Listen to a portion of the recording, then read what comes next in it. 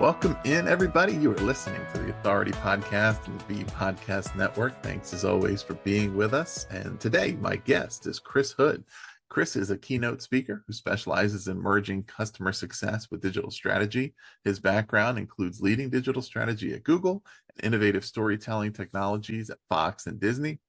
He currently offers Fractional Chief Customer Officer practice to help organizations align closely with customer needs.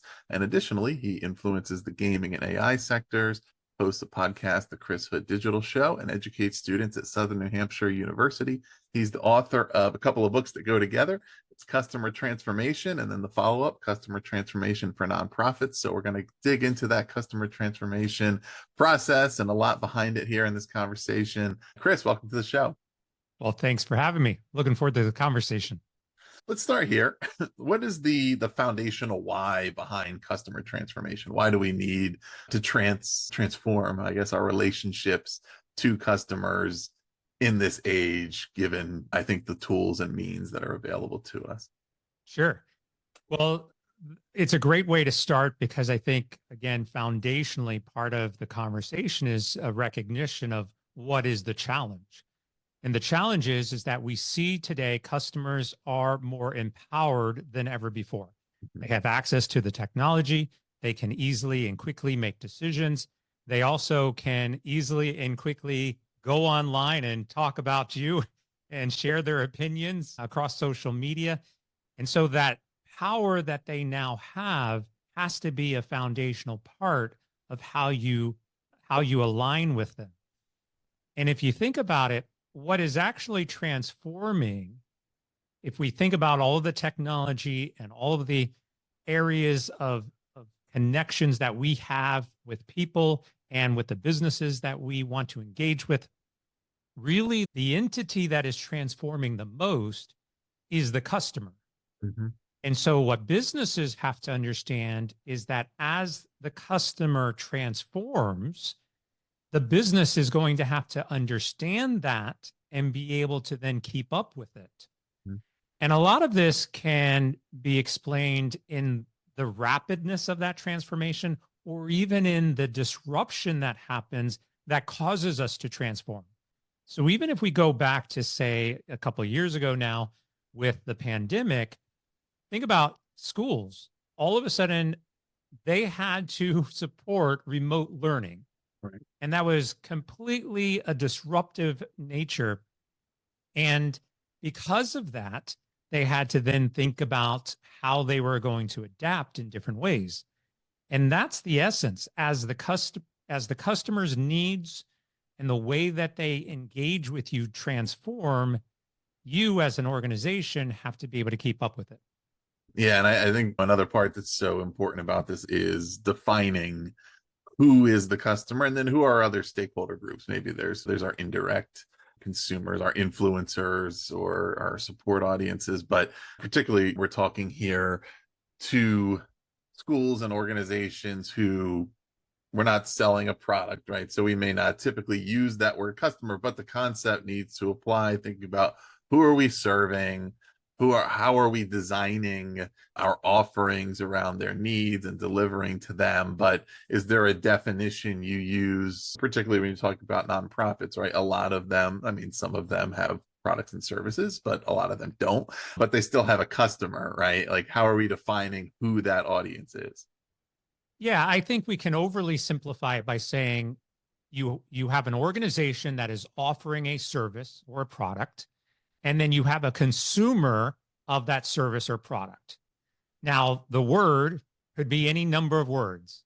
It could be customer, consumer, user, student, volunteer, teacher, right? There could be any number of words that we associate with that consumer role. Mm-hmm. And especially when we think about B2B organizations where I might be a business that is selling tools to schools or universities.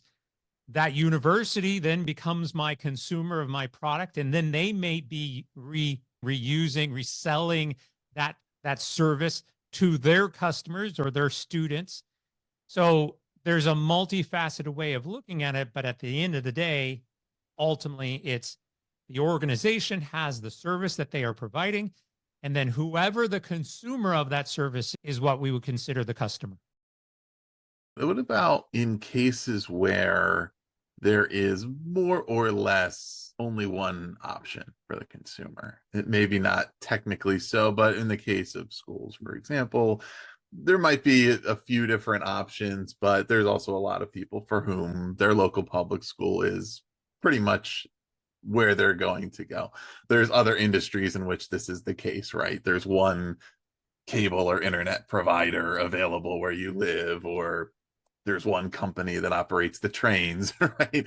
I guess for the organizations in that case, how do you challenge them to really be mindful and continuously engaged in understanding and meeting their customers' needs and not just take for granted, well, they're going to be our customer regardless because we're the only game in town here. But that's an important point, right? And when we still want to engender their loyalty, their trust, and understand that one, I mean, eventually, we can't take for granted that we're always going to be the only option, right? But two, in service oriented organizations, mission driven organizations, there's a higher purpose here than just enrollment, right? But how do we kind of challenge those mindsets? Because I think there's a tendency, right, to maybe not pay as much attention to certain elements of audience engagement when it's not a competitive enrollment environment. Yeah, I think what's interesting about that is if we think about independent organizations or businesses that are in small communities that may only have, say, one branch, like I'm a mom and pop shop that is sitting here, like a bakery in a small town of 100. I am the only bakery in town, and my reputation is only based on that given area. Then, yeah, that's going to ultimately be a personal and individual and a business perspective. And if they choose to treat their customers poorly, there's really not much you can do about it other than listen to the complaints of the local people who are going to complain. But what becomes really interesting, especially again in today's world, if you're thinking about it from, say, maybe they've got a broader reach, like typically cable companies, as you mentioned, the same cable provider is across multiple states. And although that's the only option in that small town, they still have a presence. And what we are seeing is that even bad reviews in a small little town will have national impact because of social media and technology. If it gets out that customer service is poor, and even if it only has just one option in that area, you'll still get the negative publicity. You'll still have an impact in areas that do have a choice. Because if I'm a consumer and I have a choice and I go and I read the reviews and I say, well, wait a second, I'm seeing all these bad reviews pop up for this one service and not for this other service, I'm going to select the other service. Yeah. So the breadth and the range of information that is now available to us is having impact where it may not have had the same level of impact, say, 10 years ago. Yeah, in so many ways, I mean, it makes your life easier and your job easier when your stakeholders have a positive impression of the work you do, right? And ultimately, I mean, there's collaborative ventures out there where we really want people to want to increase their level of involvement, whatever that looks like. That's volunteering their time, participating in events, etc. That is much more likely to happen if they're feeling as though they are being treated the way they want to be, being accounted for, that they're being communicated to proactively and with good information, right? Yeah, absolutely. Think the baker example. Like I'm the only baker in town, but I treat my employees and my customers awful. And hey, I would like to do some sort of food drive. And all of a sudden I can't get any volunteers. Yeah. Well, why? Because no one wants to volunteer with you because they don't like you, right? So you can have these offset types of complications that arise by, even if you have a a dedicated section of the country, you still have to treat people with respect. And ultimately, at the end of the day, whether it's a school or a university or a nonprofit or a business, we all want to be treated with respect. And that goes a long way when you can implement that into your business.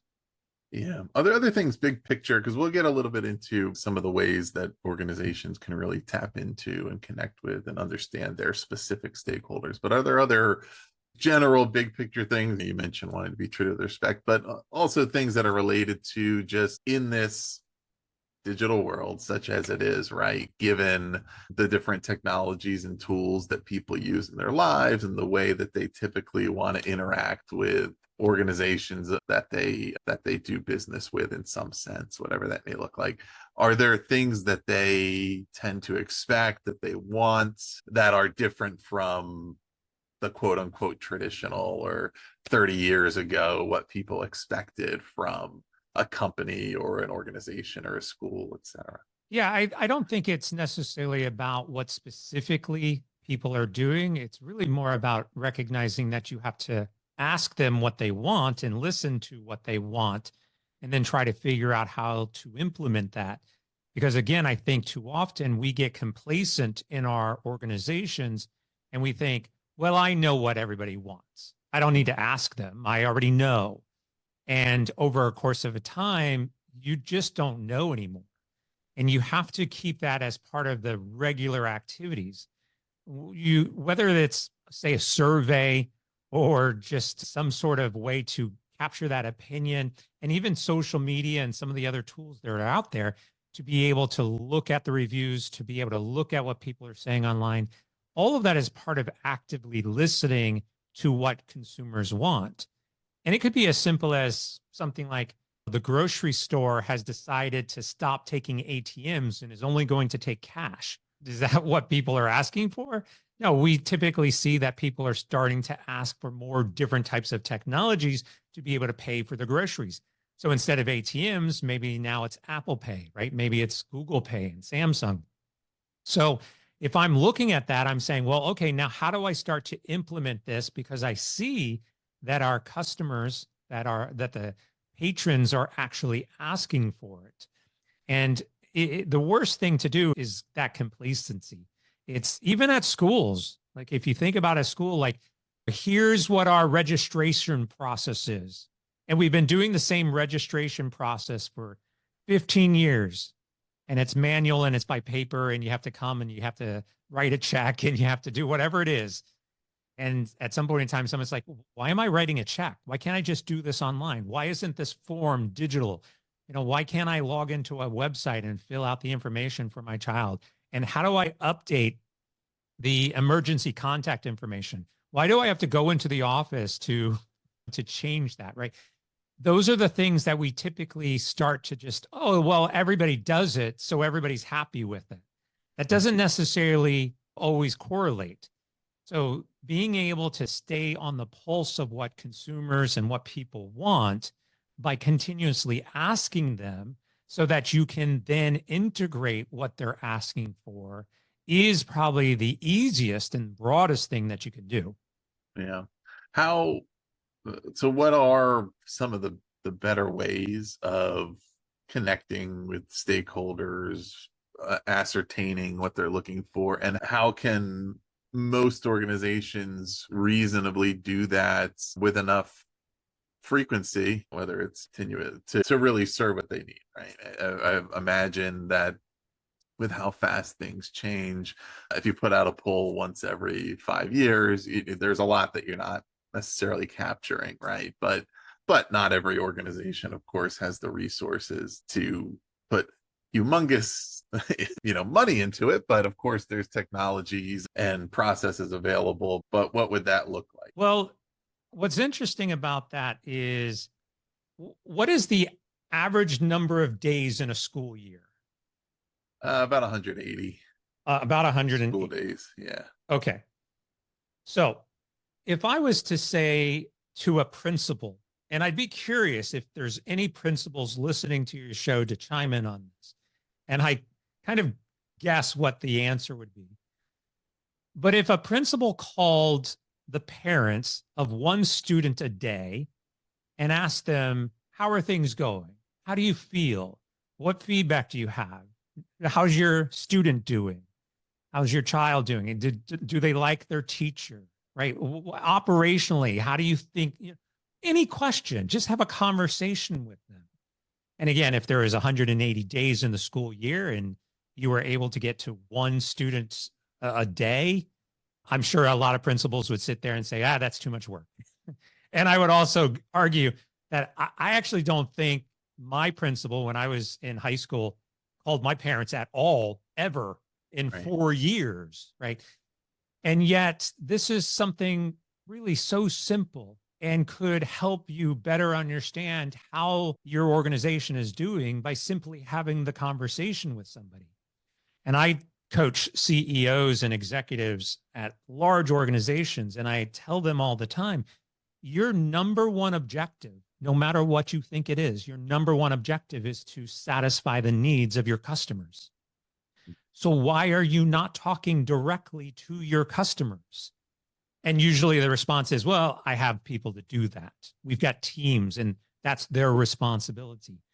But you are the CEO of the organization. And so I think about it from, say, a principal's perspective. Like, why couldn't a principal reach out? And maybe it's not one student a day, but maybe you say, you know what, I'm going to pick 10 families this month and I'm going to reach out to them and I'm going to have a conversation with them. Oh, well, no, we do that through our parent teacher conversations, or we have associations with the parents where we can get their feedback in real time. That's not the same. And so I would challenge people to think about it as to, it doesn't have to be a humanless form online that you fill out. There could be an actual connection and a real engagement with people through conversation to better understand how they're feeling, what they want, what they need, and then take that information and make decisions, or at least policy or recommendations for policies that will address those challenges that you're presented with. Yeah, that type of idea that you presented is particularly important in a school context, not uniquely to schools, but certainly it's not the case with all organizations, that there are a percentage, depending on schools, a very high percentage sometimes, of underrepresented populations within that who are, if you just having your PTA meetings or putting up some type of engagement survey, that you may not get much representation from people who are making up a large part of your school, and certainly the areas where you're more likely to need to try some new things to change some of those status quo around inequities or underrepresentation. And so by being proactive and reaching out to people directly, showing that you value their perspective by having those one-on-one conversations, understanding that from a statistics perspective, you can get a representative sample, right? You might, even if you can't get to everybody all the time, you can get more representation of your overall student body and your family groups if you're reaching out to people proactively versus waiting for people to come to you. And more likely when it's informal, to generate maybe some new ideas or some things, certainly as far as what are the questions we don't know to ask when we do a survey, right? If I'm just having a conversation with somebody informally, they're more likely to maybe bring up something we haven't thought about. And then an important part of this is, I think, closing the loop on it, especially when it's informal. Maybe when there's a specific, again, like if it was a municipal ballot measure, a specific survey around what should our new mascot be, and okay, there's a vote, okay, you voted for this and this is our new okay, that's, the loop is closed on that. But there's a lot of other decisions and initiatives that might be made that are meant to serve feedback, ideas we've heard, the things we think our community wants that we're going to put into action. It's really important to then communicate that out. Hey, here's something we're doing, here's why we're doing it, because this is what we heard from you, and here's how it's in alignment with our mission, vision, and values. So here's all the reasons why this is going to be a good thing, and we need to be really clear about that so that everybody then understands that and feels some level of involvement in that and ownership over it, because the decision was made with their interests based on their feedback. And I think that's an area where there's not always follow through. Yeah. And if we go back to the conversation with the principal, if I'm having just a open conversation with you and you ask me a question and I don't necessarily have the answer, or that's something I should follow up on. Now imagine if I actually called you back in a week and I said, you know what, I just want to follow up on that question you asked me, and I discovered whatever, or our policy is whatever.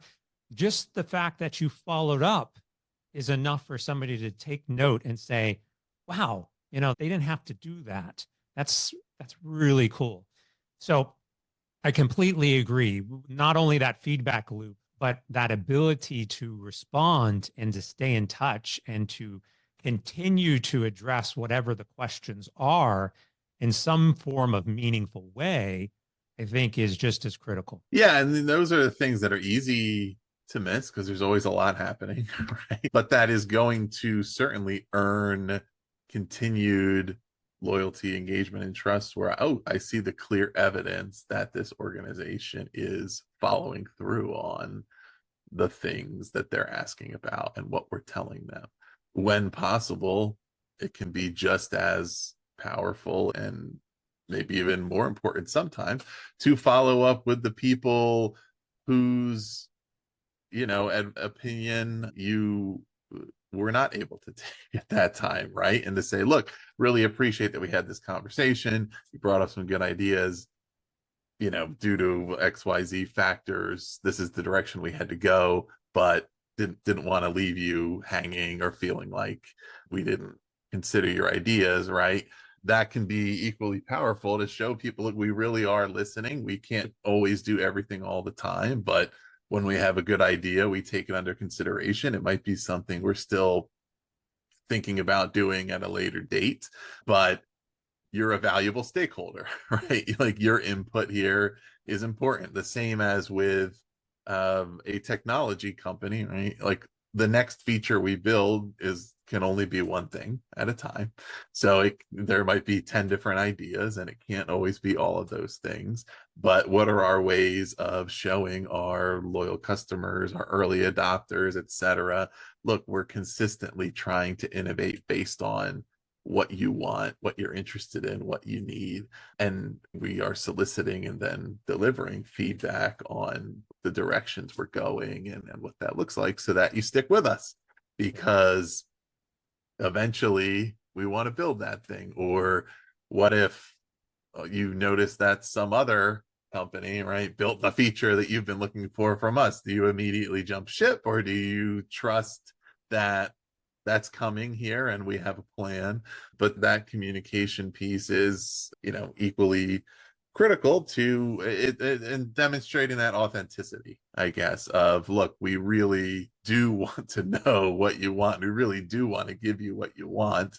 And 100% of the time we can't necessarily do that or do what everybody wants all the time. But the second that your customers, your stakeholders, don't feel like you're authentically interested and that it's just something that you're doing because you're going through the motions, it's hard to regain that trust once you've lost it. So related to this, actually, the risks of not doing so. I mean, so let's say we don't engage in this period and we're just kind of thinking we know what we need to do. We're the experts. We understand.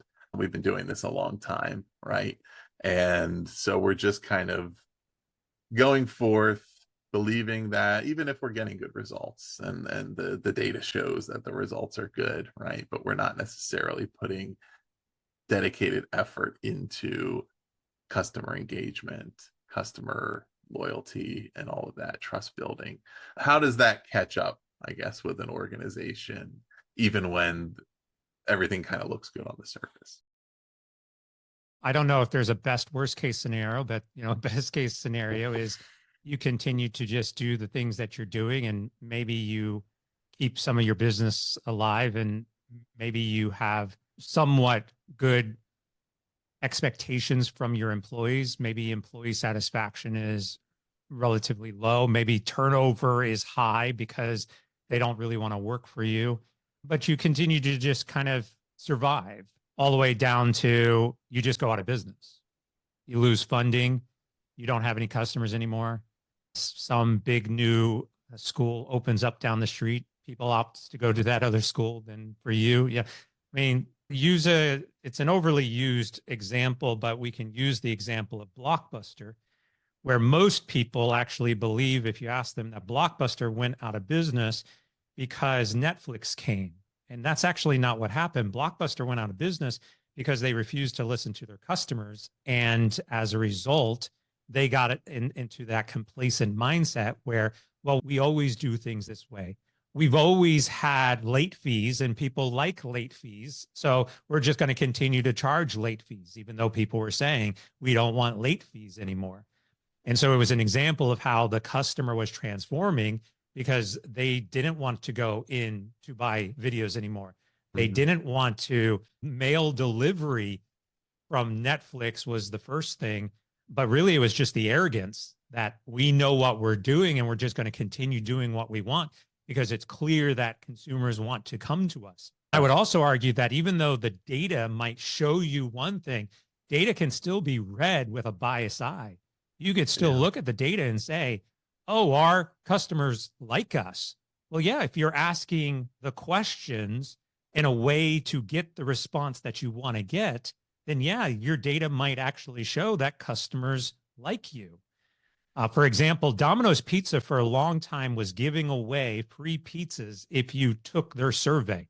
So you would buy a pizza, you'd get a survey, you fill the survey out, you'd get a new pizza. What do you think the most common answer on those surveys were? Yeah, you're doing a great job.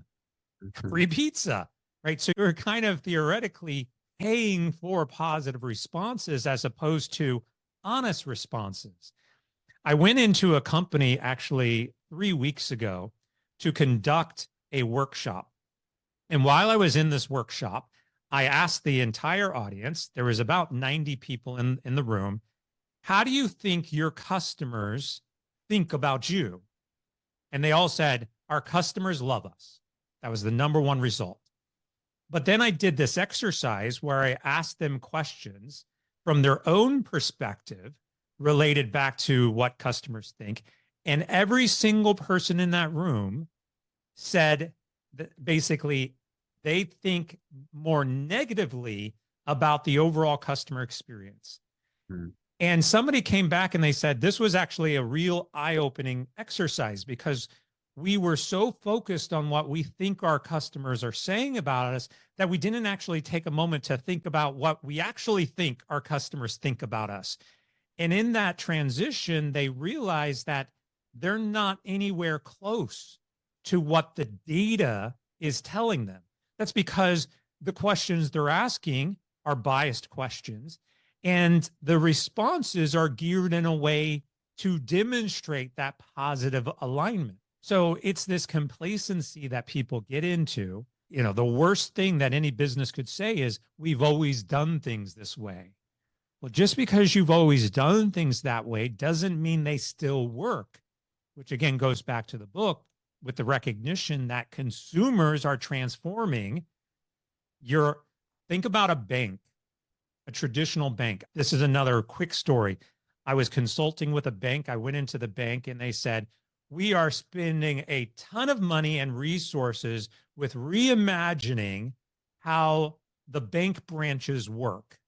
And I said, what a waste of money. Now they got kind of upset with me. And I said, do you even understand that your number one demographic, which is older people, are basically dying away, and the new demographic, younger generation, have not stepped foot into a bank branch? They understand how to deposit a check with their mobile phone, but they haven't actually gone to a bank branch. So why are you focusing so heavily on bank branches when no one's actually going to be going to them soon? Yeah. And after COVID, obviously that decreased. And now we're seeing bank branches basically close all over the place.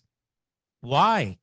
Because the consumer expectation and needs of how they want to bank has changed. And so if you can get around that concept of we have to pay attention to this evolution of our consumer base, and it's never going to be static, that's how you have to continuously think about the types of questions you ask, the type of data that you are looking at, and then the decisions of your products and services of how you're going to keep up with that change. Yeah.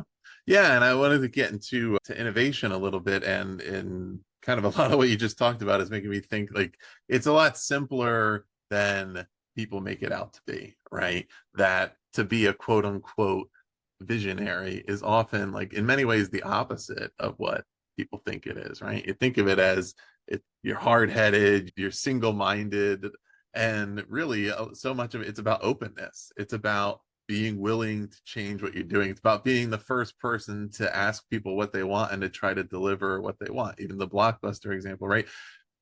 They had numerous opportunities to be open to change, right? When the internet and the delivery model first existed, they had an opportunity to develop their own version of it, and they didn't. Then they had an opportunity to buy Netflix, and they didn't. Then eventually they tried to develop a model and it was too late. But it was a lack of openness in that case that history could have been totally different, that it didn't require anybody there to have come up with the idea, but it required them understanding, okay, maybe there's something to this, maybe there is something people want, and what is that? You could, I'm sure, you give examples of like when they started Google, right? And what was the issue with the early internet was like, it was just the Wild West. Where is everything? How do I find anything? And there were search engines and things, but it was like, how do I make this clean, organized, logical, user friendly? And it was something that people may have known they wanted, even if they couldn't perfectly articulate it because they hadn't seen it before. They didn't totally know what it was, but certainly based on, yeah, I want to basically make this internet feel like something that I actually is useful. That's not just for, people who are experts at it, right? Oh, yeah. I mean, to your point, innovation is not lightning in a bottle. It's not coming up with some brand new idea that is just going to revolutionize everything. Innovation is being able to look at something differently and solve a consumer's problem in a different way. So we'll go back to Netflix. Netflix originally started to mail movies. Was mail delivery innovative? No. All they did was, how can we get movies to people faster? That was the solve. And if I was to say somebody like Uber, do we think that Uber was an innovative company? Technology wise, there's not a single thing that Uber did with their application that was revolutionary. But what they did do was solve a problem of, how do I change the way that I can get from point A to point B? How do I change the way that taxi services work? The technology itself was the same old technology we had been using for 10 years. But the interface of that technology to solve a problem is what we know as being innovative. So it's not always about trying to build lightning in the bottle. It's just about looking at things differently. And then ultimately, and most importantly, it's just, how do I solve this problem? And then figure out what kind of technology you can bring in to solve the problem. So, in discussing the type of leadership in organizations that are going about this effectively, right? Transforming the customer experience, understanding who that is, and creating the internal culture to be able to do that. You write about this culture of praise. What's that about? So the culture of praise is basically a recognition that your employees, your teams, have to be equally as satisfied as your customers.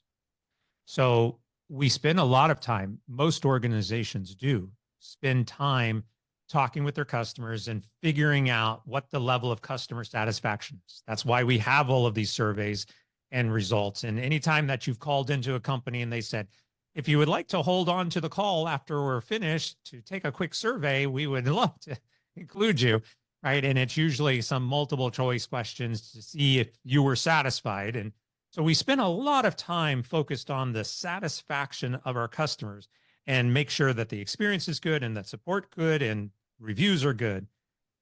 But we don't ever seem to do the same thing for our employees. Have you ever been at a company where when you left work, they said, if you could just take a quick moment to tell us how your day went before going home, that would help us better understand how your employee experience is. I think there are some companies that do poll their employees. They do spend some time to better understand that. Google does that a lot with their employees. It's also why Google is often looked at as one of the top companies to work for, because they actually want to understand how to recognize and praise their employees. And so you have to think about the employee experience the exact same way you think about the customer experience. And I argue, and I outline it in my book, that really they should be one and the same. There really shouldn't be a difference between the customer experience and the employee experience, other than maybe some information that is shared. And then there's a lot of areas that you can get into to help you to achieve that employee satisfaction, between recognition, between psychological safety, in terms of how you lead and bring people together, professional growth. All of that is a part of that process. But what we do see is that employee satisfaction directly enhances consumers' perception of your company.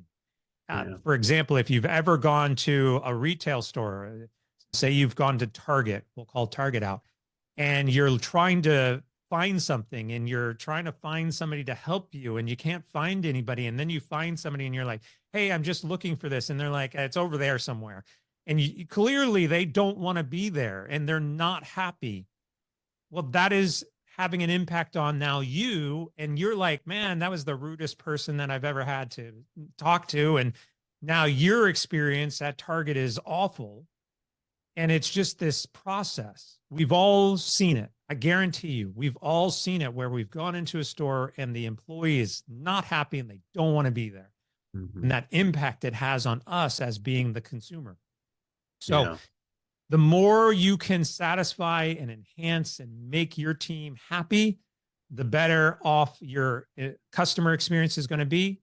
And so it's a critical part of building cultures that are going to be successful.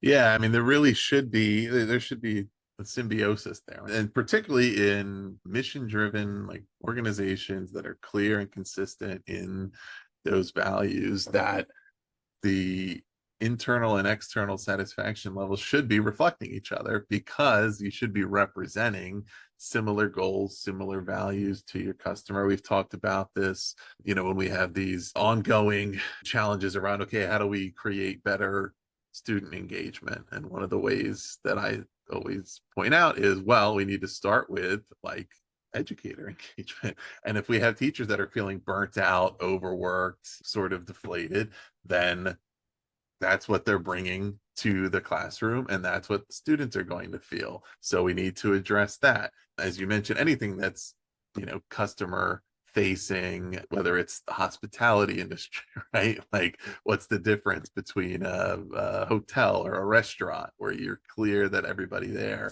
is happy, they have a strong culture, they're on the same page, there's consistency about it, and another one where that's not the case at all? And how does that change your experience, independent of potentially whatever the main reason is that you think you're there? How does the food taste, or how comfortable is my room? Well, if all the people I'm interacting with are clearly like not representing a strong culture, and they're not super happy, and they're not going to the next level. And also there's the opportunity cost of the lost innovation of people who are just like, you know what, I'm going to do what's required. But that's where kind of it ends.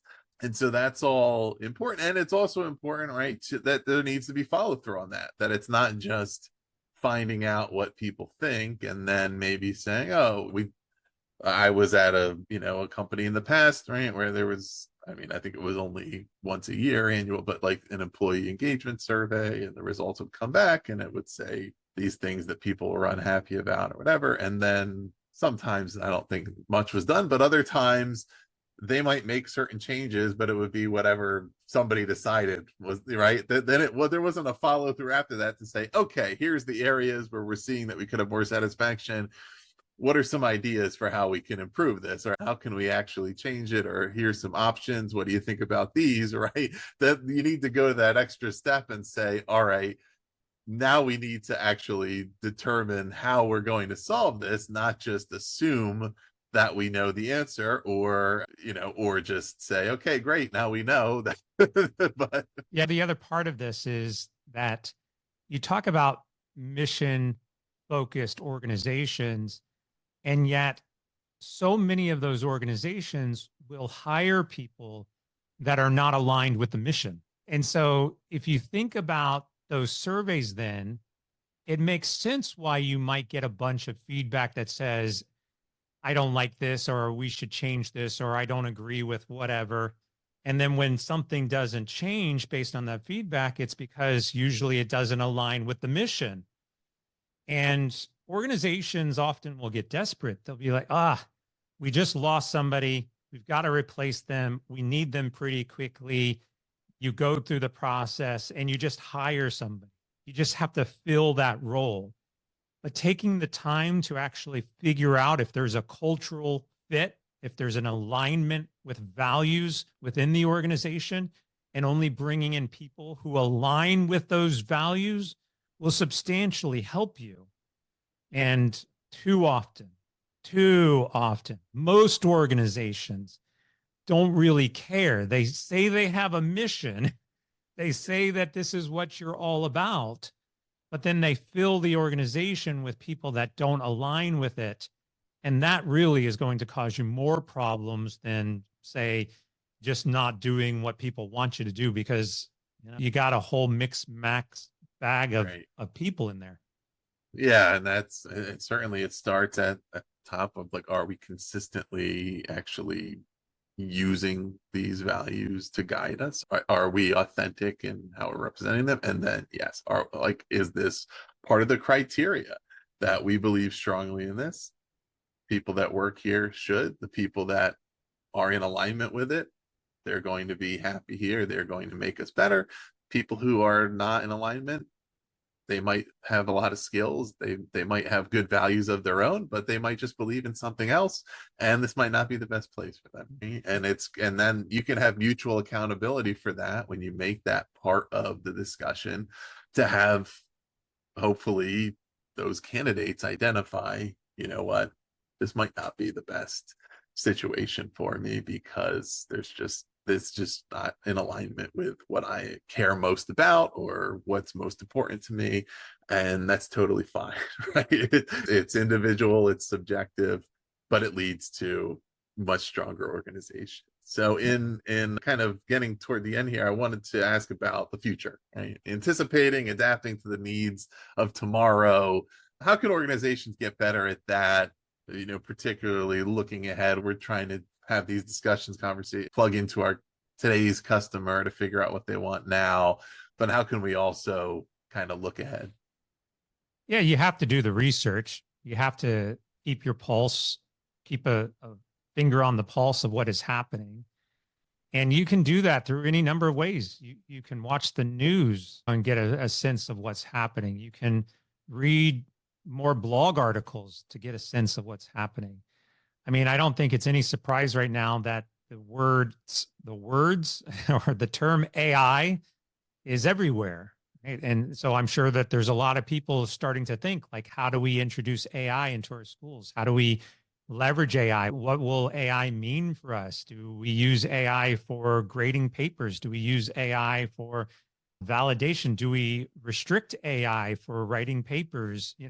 There's so many areas where AI is now a big thing that I'm confident that most university schools, education, organizations are trying to think through what that is going to look like.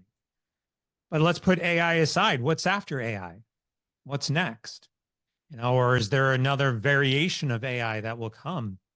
And so you're going to have to, if not you yourself, somebody is going to need to continuously look at that. And you can't just say, oh, well, that's Star Trek. That's stuff of science fiction. That's stuff of the future. We don't have time to worry about that right now. Mm-hmm.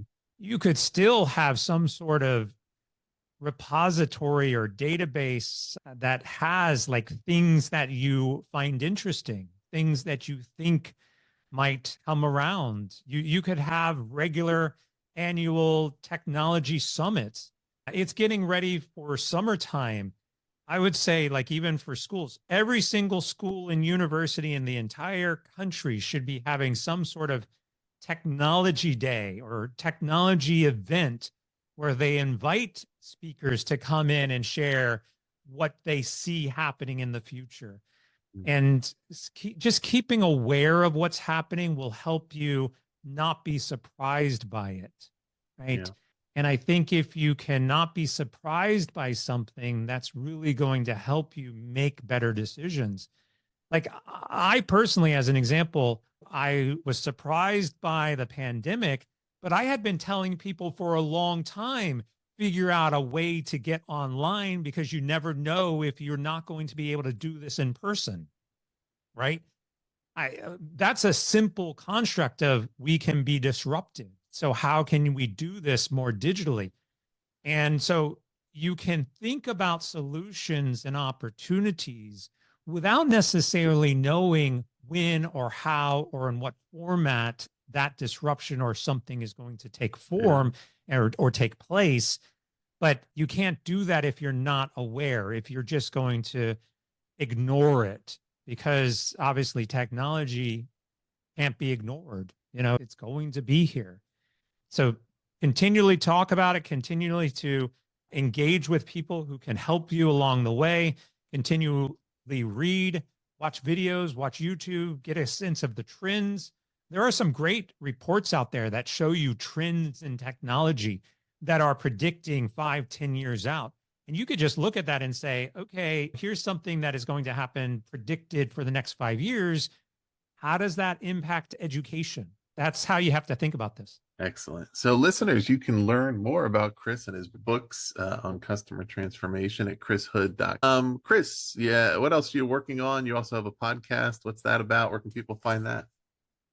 Yeah, everything for me is on my website. So you just mentioned it, chrishood.com. You can find my books, you can find my podcasts, you can find my blog where I talk about these types of topics all of the time. You can find my social media profiles. You can connect with me on LinkedIn, but everything is right there on chrishood.com.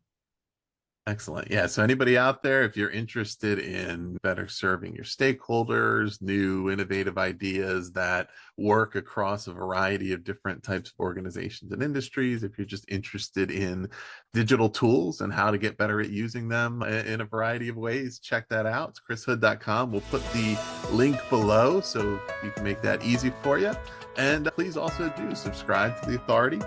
If you have not already, wherever you are listening today or wherever you prefer to get your podcast for more in-depth author interviews like this one. Chris, thanks so much for being on the show. Absolutely.